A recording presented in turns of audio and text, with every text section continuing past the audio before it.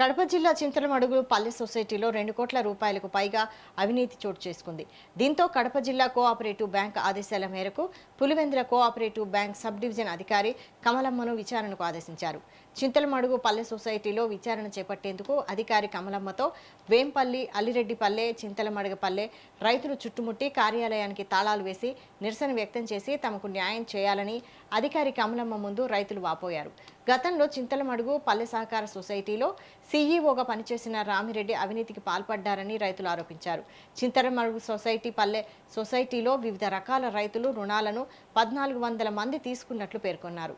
పంట రుణాల్లో రైతుల వద్ద నుంచి సీఈఓ రామిరెడ్డి 9% వడ్డీని వసూలు చేయాల్సి ఉండగా 12% వరకు వడ్డీలు వసూలు చేసినట్లు రైతులు ఆరోపించారు. ఎస్టీ మరియు ఆధార్ రుణాల్లో కూడా అవినీతికి పాల్పడినట్లు రైతులు పేర్కొన్నారు. ఒక్కొక్క రైతుకి సంబంధించిన రుణాల్లో 15 నుండి 20 వేల వరకు స్వాహా చేసినట్లు రైతులు వెల్లడించారు. తమకు అన్యాయం చేసి కోట్ల రూపాయలు దోచుకున్న సీఈఓపై పూర్తి స్థాయిలో విచారణ చేయాలని అధికారి కమలమ్మను రైతులు కోరారు. మండలంలో చింతలమడుగుపల్లి సొసైటీలో రామిరెడ్డి పైన కొన్ని అవకతవకలు జరిగినాయని నన్ను ప్రాథమిక విచారణ కొరకు డీసీఓ గారు నాకు ఆర్డర్ వేసి పంపించారు. ఇక్కడ సొసైటీకి పలానా డేట్ ఇచ్చి రాగా రైతులందరూ కొంతమంది రైతులు వచ్చినారు. రైతులందరూ వచ్చి వాళ్ళ జరిగినాయి అని వాళ్ళు విన్నవించుకున్నారు, వాళ్ళ చెప్తున్నారు. ప్లస్ వాళ్ళు రిటర్న్ మూలకంగా ఇస్తున్నారు, వాళ్ళు రాసి ఇస్తున్నారు.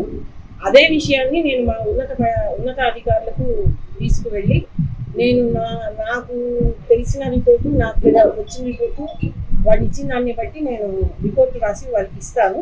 దానిపైన తదుపరి చర్యలు వాళ్ళు తీసుకుంటారు, ఉన్నతాధికారులు తీసుకుంటారు.